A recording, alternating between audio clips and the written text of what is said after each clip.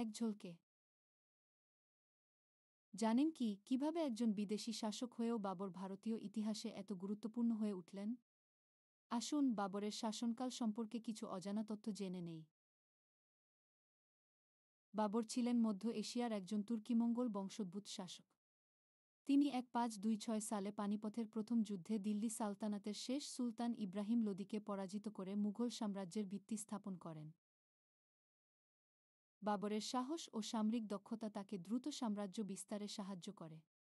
তিনি একের পর এক রাজ্য জয় করে মুঘল সাম্রাজ্যকে শক্তিশালী করেন।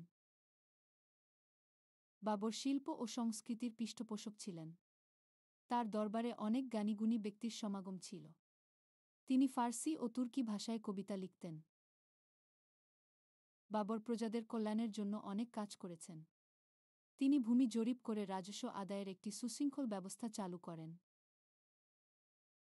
বাবরের মৃত্যুর পর তার পুত্র হুমায়ুন মুঘল সাম্রাজ্যের উত্তরাধিকারী হন। যদিও হুমায়ুনকে অনেক প্রতিকূলতার সম্মুখীন হতে হয়েছিল, তবুও তিনি বাবরের দেখানো পথ অনুসরণ করে সাম্রাজ্যকে টিকিয়ে রেখেছিলেন।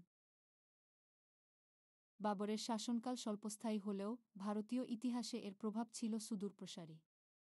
মুঘল সাম্রাজ্য ভারতীয় সংস্কৃতি ও রাজনীতিতে এক নতুন দিগন্ত উন্মোচন করে। জানতে পারলেন তো বাবর কিভাবে ভারতীয় ইতিহাসে নিজের স্থান করে নিলেন? এমন আরও মজার তথ্য জানতে আমাদের চ্যানেলটি